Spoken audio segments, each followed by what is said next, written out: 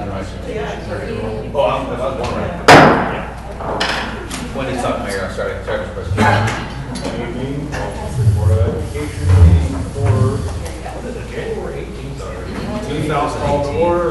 Mrs. Novak, would you lead us in the pledge, please? Yes. I pledge allegiance to the flag of the United States of America and to the republic for which it stands, one nation, under God, indivisible, with liberty and justice for all.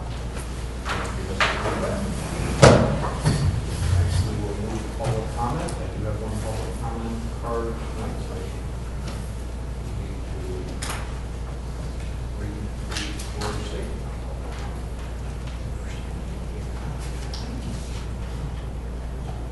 A board meeting is a meeting of our school district business that is held in the public. It's not a public meeting. The board sets aside time for public comment.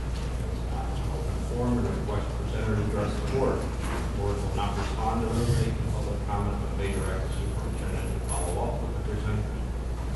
That lack of response should not be construed as agreement or disagreement with those comments. It's where the board is taking point from you, leading back and posting again for this meeting. The board does not comment in public from any student or employee and ask the presenters to be respectful of any person they comment about.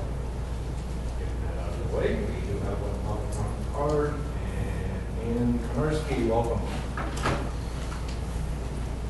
Hello. Hi. So I came before you. I am the Lapeer County Local College Access Network, which is a long word. It's LCAN is what I go by, the LCAN coordinator. And the network has a mission to increase the number of our high school graduates in the county who, beyond graduation, go on to get some sort of valuable credential, a license, a college degree, an apprenticeship, something. So I wanted to periodically, and so that's why I'm coming before you a second time, just to give you an update on the initiatives and what we've been doing in the last 6 months since I saw you. So one of the initiatives that we have been working on, and that's myself and our planning committee, which is made up of counselors from all 5 district high schools, as well as some ISD staff, local business, nonprofit, and we have a philanthropic citizen who also joins in the planning committee. One of the initiatives that we are currently working on are talent tours. I don't know if you've read something in the paper because already both of them that have been completed have been written up. We did a talent tour at KMAX. We did a talent tour at Interpower Induction, and we just yesterday went to ZF. We have 3 additional talent tours planned, H&H Tool, the Ford Proving Grounds in Romeo, and Spring Dynamics. So what we want to do is make sure that our students understand that we have opportunities for skilled professionals right here in the manufacturing that we have locally. And so we developed relationships with those businesses. We have students from all 5 of the high schools, sophomore, juniors, and seniors attending the talent tours. They're told what are careers that are available and being hired for locally, what is the training and education required for those careers. They've been very successful. I think the impact is different when you have a potential employer talking to a student than when they hear their parents saying things over and over and over again, or they hear their teachers saying it over and over and over again. So that's been a success, and I know the other 3 are going to be successful. We have also developed a relationship with Hurley Medical Center, and they are putting on for us a healthcare career day. That's going to be a pretty full day, like from 8 a.m. to 2 p.m., and they employ over 400 healthcare professionals at the medical center. So from their CEO through medical lab technicians, which here even locally, HR at McLaren tells me personally that they can't find countywide or even in adjoining counties enough medical lab technicians to hire. So I know that in our county that's a big need. So the Hurley Medical said they'll put on this kind of like a fair just for our Lapeer County students. and give demonstrations and talk about the types of careers that they hire for, what they are in need of, what they project to be in need of, within 2 to 5 years, what sort of education is required to do that. We have a super large event that we're trying to create a collaborative action plan for right now, an 8th grade career fair, because we feel that if we can hit the students prior to getting into high school, maybe for one, they'll take some of their high school studies a little more seriously, and two, maybe they'll already kind of have some idea of what they want to do later on. So that will impact potentially 900 county 8th graders.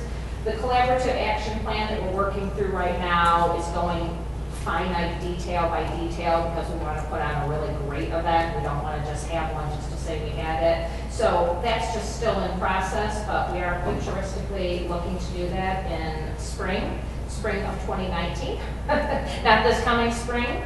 And then the last item I'll touch on is I am working with 2 city libraries, your library here in Lapeer and the library in Inlay City, because I want to develop some sort of what's called a summer melt program.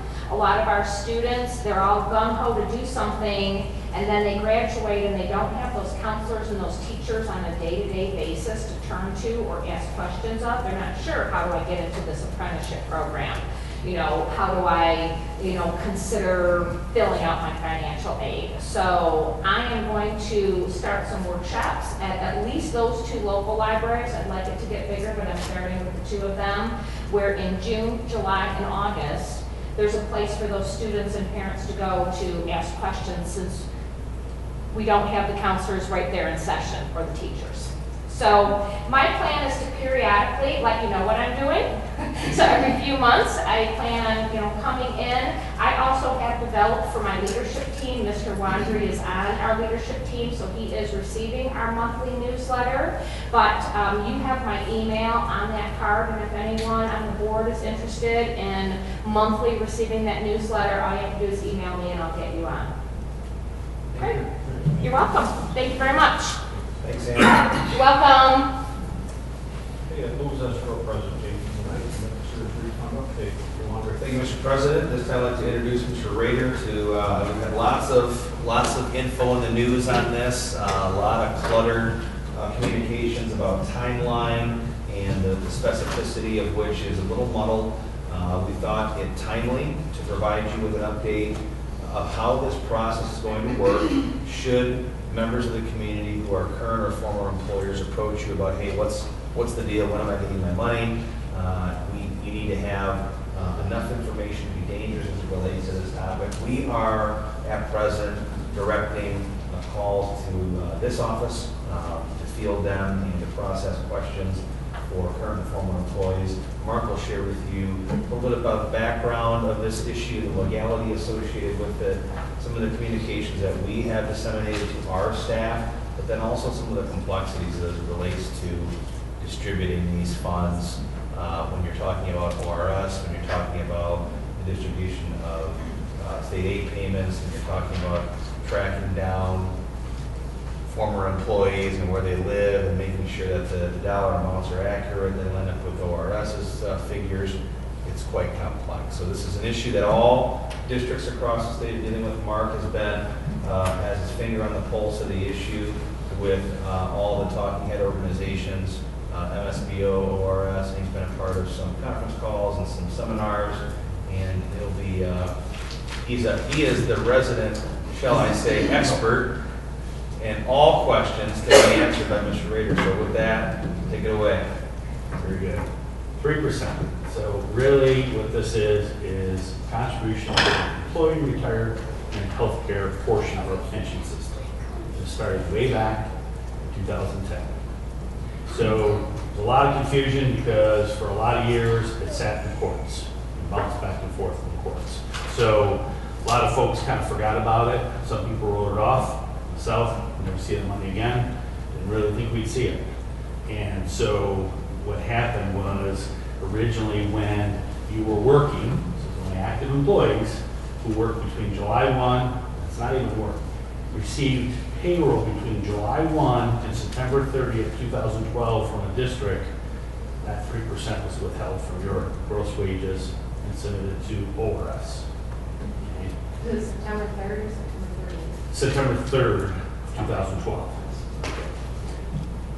The confusion comes in, as you see in the title, PA 300. PA 300 was the sister to PA 75. So as PA 75 was implemented and they were withholding, courts were involved early on, and so the legislature then did Public Act 300, which made the 3% legal. But that really wasn't decided legally until 2016. So you had a couple timelines going on here of folks having money withheld and not really knowing what the outcome of it is going to be. So don't get confused. I just want to put that in because there's really two aspects to this. PA, then there's a gap. So PA 75, so from July through September. Then when PA 300 came in, we all had to make an election by January 15th of 2013 as to do we want to stay in our old retirement system and continue to get health care benefits, or do you want to go in a new hybrid system and receive a personal health care fund so those dollars are portable when you retire and you can go buy your own health insurance and pay for any health cost when you're retired. So that gap period, they continue to hold 3%, but depending on what you chose, if you chose to stay in, use myself, stayed in the MIP, stayed in the system, kept the healthcare portion. That 3% just continues to go into my account to be used when I retire towards healthcare premiums. If you chose to go out between September 4th and January 31st, all those dollars were withheld, were moved into your personal healthcare fund, starting in February 1. So there's a lot of confusion, as Matt said, in the beginning, just where's the money, what's going on, etc. Lots of confusion with that part. Fast forward, December this year. Everyone really thought this was going to happen in the spring. The Supreme Court surprised everyone, ruled for I think the third time, if my memory has it right, that the lower court had it right. It was unconstitutional, return the dollars. Now that's the news interpretation. If you go to the legal side of it, the Supreme Court concurred with the appellate court. The appellate court originally concurred with the trial court, and the trial court said it's unconstitutional, or else you need to work with the party, which is an MEA member, and resolve how you're going to return the dollars back to its members. That kind of really didn't happen. When ORS finally lost, ORS just said, fine, we'll send it all back to the districts, and all heck kind of broke loose on December 21st, December 22nd. So there's a lot that goes on with this, and the fact that, all right, it was ruled, everyone got excited. I think Kim and I were contacted that evening, if not the Friday morning, 22nd, when we get the money, how we getting it, blah, blah, blah. So just some little facts, what do we know? The total amount, so this is not a little dollar amount, $550 million sitting in the escrow account on behalf of about 218,000 active employees in the state. We all thought we were getting interest on it. So if I can use an individual, if you had roughly $6,000 that you're getting in principal, your interest for that 8 years is about $50. So everyone's a little surprised at the interest, and the answer today is that's because ORS put it in basically a principal preservation account, which, remember those years, 0%. So they didn't put it in CDs or treasuries. They basically put it in a savings account. So there's very little interest. I think I calculated for most people over 8 years, it's a total of about less than 0.8% total interest earned on your principal that was withheld. Districts received data telling us how much we're going to get. That did occur on January 9th. So we got a file for us. It's 981 lines long, covering everyone who were reported as a district in that period. About 130 of those don't have a phone number or an email address to contact. It has an address, that's it. We don't know if that address is a valid address or not. Next Monday, we'll receive all $1.7 million that represents those 981 files in our state aid payment. The excitement is, when are you going to give us your money? So we've been working since December with all the parties, plus trying to get information from ORS. And ORS had frequently asked questions. Now, I was astute enough to print out frequently asked questions on December 22nd. It was less than 1 page and 1 line on the second page. I printed them out today. They've been updated multiple times, though ORS doesn't tell us when they update them always. Now they're 3 pages long. So they're constantly updated. This was the update from Tuesday night, Wednesday morning. And what they put in there was, the middle there, we see bolded, that districts don't necessarily disperse funds on the 22nd, and they add this little caveat with no qualifier that it may take 60 and 90 days for you to get your money. Well, that's because for the last 2 weeks, all the professional groups have been beating them up saying, what about? And I'm not going to get into the detail, but I'll share some of them, of what some of those details are.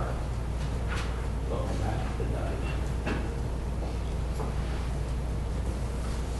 I want to go forward.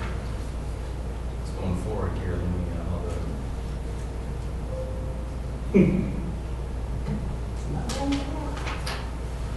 about this?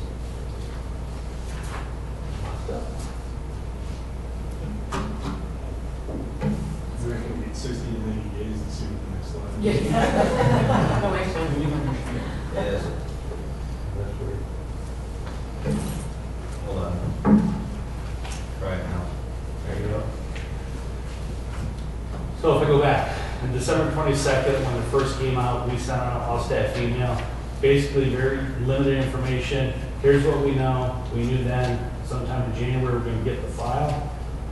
And late January of state aid, we're going to get our payment with reference to the frequently asked questions.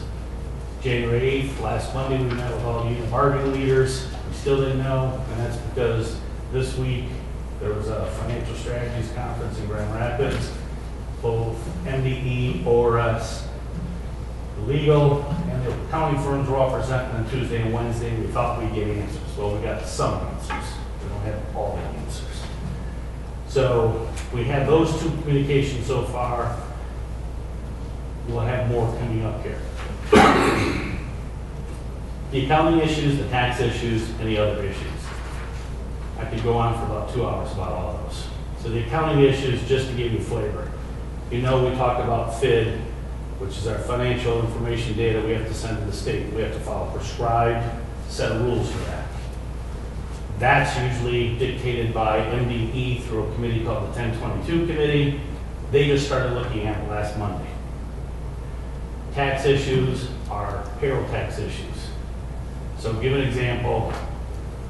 Some districts withheld FICA. Some districts like Lapeer didn't withhold FICA.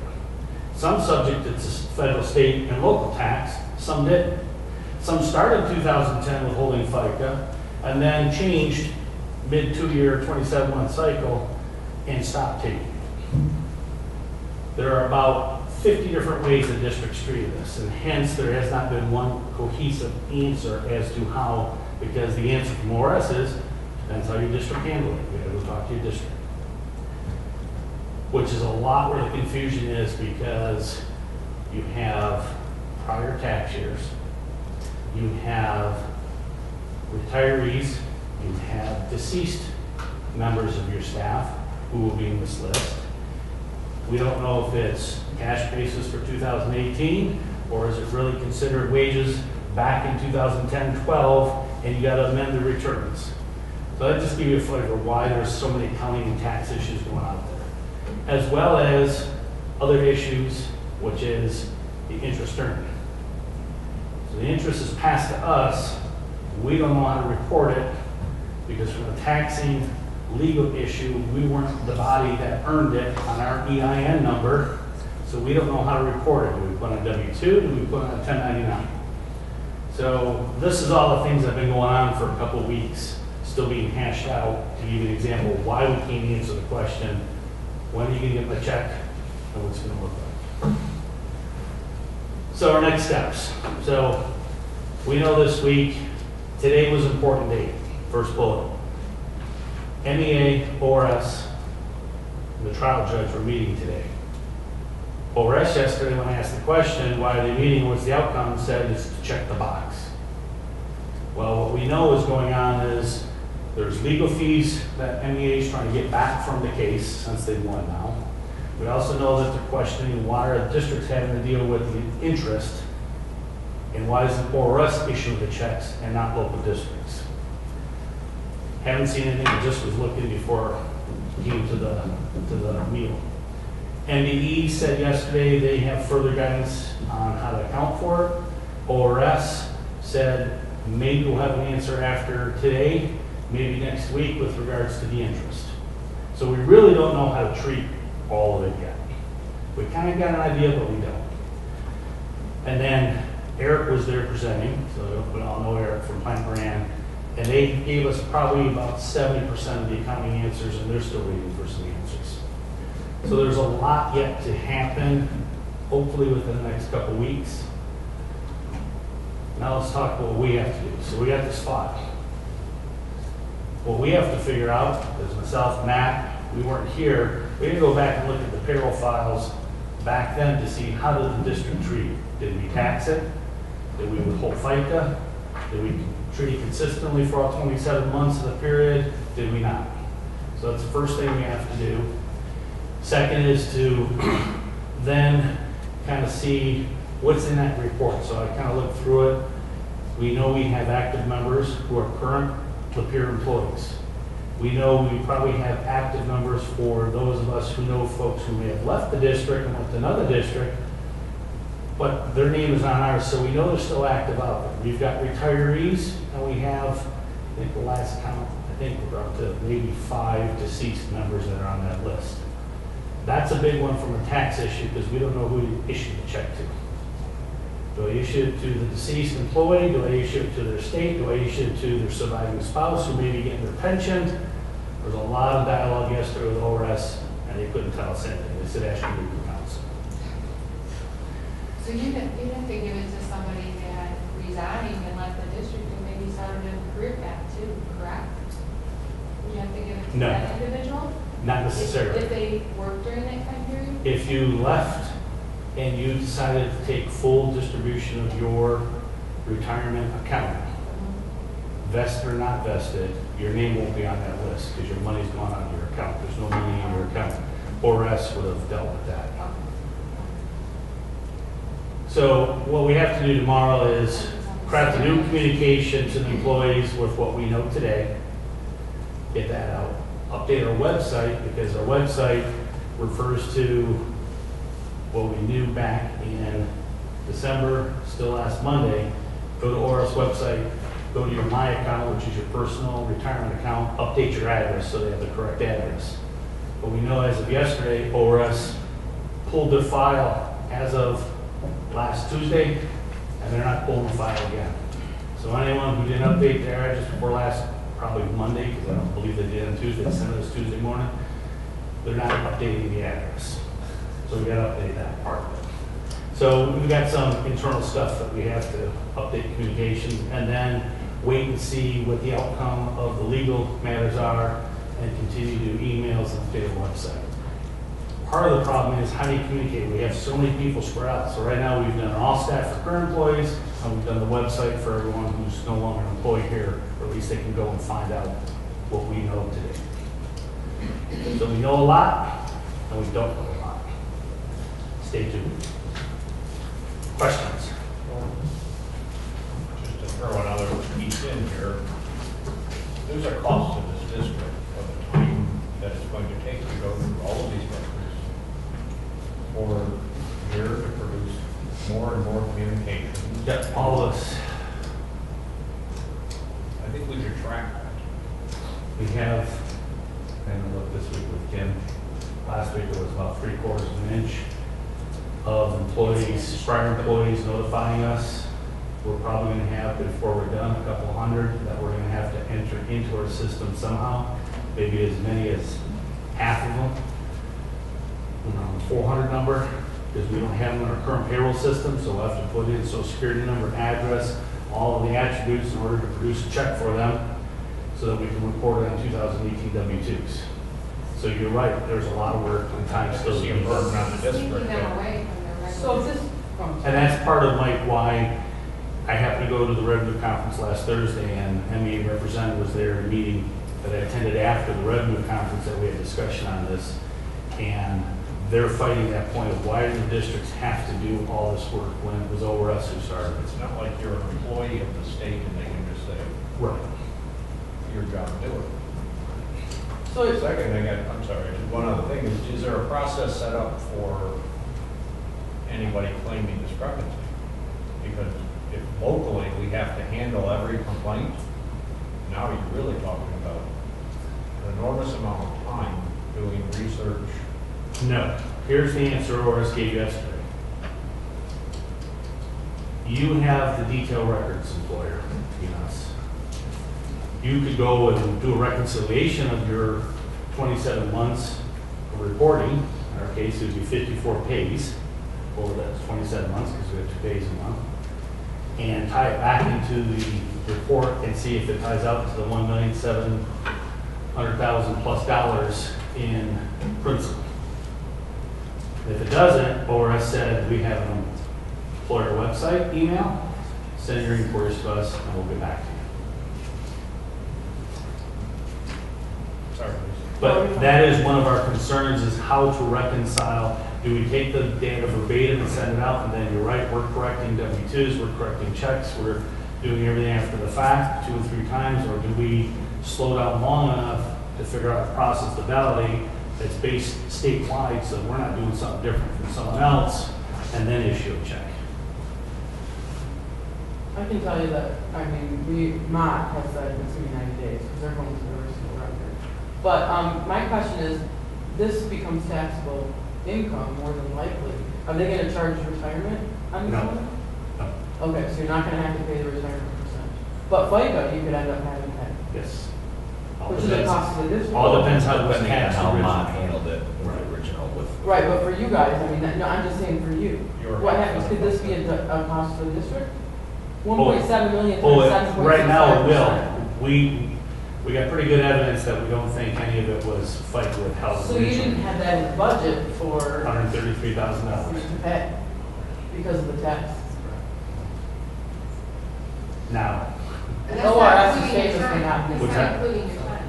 we'll have, I like mean, Mike, we'll have hundreds of hours into this by the time. Yeah, we're done. and that's taking time away from the Collectively other, between gym staff and business office staff. other, time away from what you would be doing if this was not.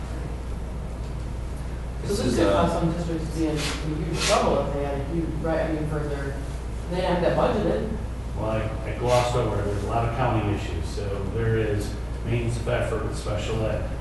There is calculations with ORS on the unfunded accrued actuarial liability, UALL, that there's formulas to deal with. And when you, with FID and with the 1014, all acronyms I know I'm throwing out, but all reporting and general information that people can get to through the internet are now going to be skewed. So a district who taxed it back in 2010, their financial reporting had higher expenses that no one really realized why they're higher.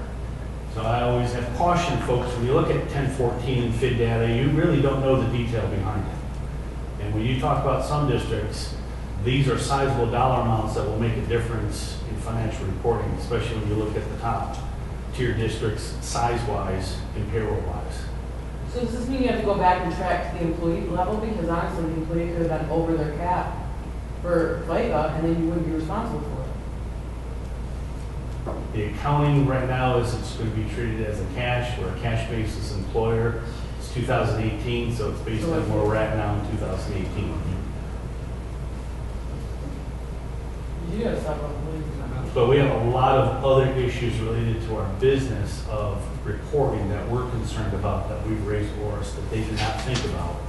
That we could have maintenance of effort problems, we could have financial implications with reporting to Treasury. There's lots of other, and that's why the bullet was other things we haven't discovered yet. Okay, so the money is here or is not yet? Will come on Monday. And I just checked. We can look in a file, and we can see it's already ready to So be you're wire back- transferred for Monday. Invest that actually. No, I was just gonna ask if you could, do we make interest off this while we're holding this? no, if we make any interest, It goes back to your. I asked that of Jim Crawley from Miller Canfield in a sidebar this week, and if we earn any interest, we'll have to pass it on to the individuals. So the intent is, we will set that aside for no interest. If it takes 3 days or 60, 90, or whatever. Because then we'll have to figure out a methodology to distribute the interest to the individuals. That's not fair, that should be given back to them. The way to offset the cost.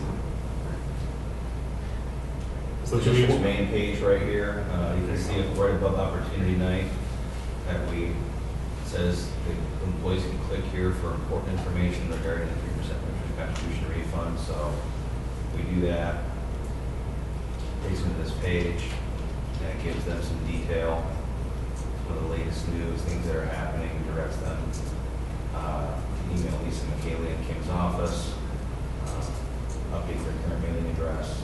It's also complex because our conversation today assumes that we've got employees like Mark, like me, that were in different districts in 2010, 11 when they started reporting. So you've got people like us who are making sure that our records are up to date in our previous districts because only a portion of our reporting is coming from Lapeer. So some people could be getting 2 and maybe even 3 checks, depending on the number of districts they were at in a 2-year, 1-month period. And that's part of the communication. It's complex. Tim, Jared, and I work at Mark.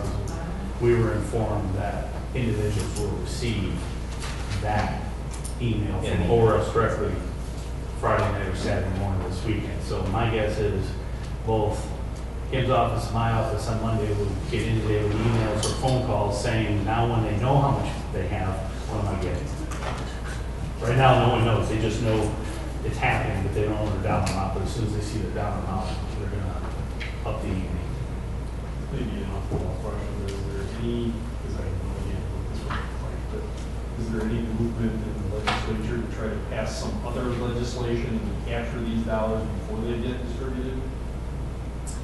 No, what there has been, that we learned yesterday, that everyone was trying to understand what COE with the UAAL meant back when they passed school aid for this year.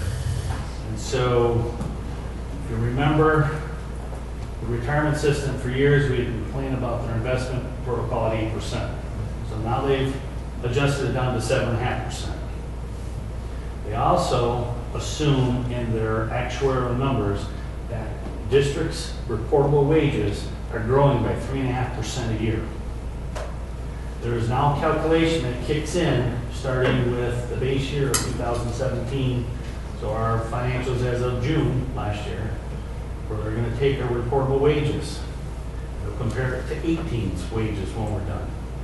And if our wages don't go up by 3.5%, there is a penalty. The penalty is, instead of us, where the law is written, we're capped at 20.96% for the employer contribution into the UAL, we will share a larger portion of that because we're not contributing as much as they put in their actuarial assumption. And so let's just say yesterday afternoon was more than lively in Grand Rapids with them on the stage with people angry about, we did for best practice, we lowered our costs, we've done everything, and now we're going to pay penalties again for doing everything right. So yeah, this is long from over. And then what they're talking about is, I can't remember what it's called, Matt, the gain, the gain little form of the gain plan, if they exceed more than 7.5%, they're now put a name to this, that they will make sure it offsets the unfunded accrued liability. I'm like, well, what would you have assumed anyway? If you made more than your assumed rate of return, yeah, you don't have as much to make up, so either this underfunded can go down or you're going to have a bigger pot of money to deal with your liabilities when it's time to pay out. So there was a lot of hocus pocus. That was a new concept? It was a new concept, and we know there's a House bill coming out, sitting in committee, that's supposed to change even more on the unfunded accrued liability. And part of it is there's extra money in school funding in the balance sheet, and they're thinking about taking money again and putting it over here instead of putting it in the foundation allowance for fiscal 19.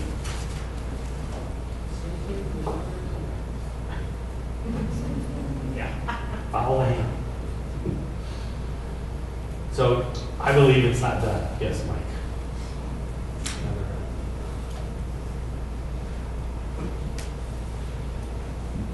Thank you, Mr. Rader. Thank you. Kind of like when the auditors come in, you know? Make that motion. Okay, make a motion to adjourn. Anybody? Yes. Aye. Aye.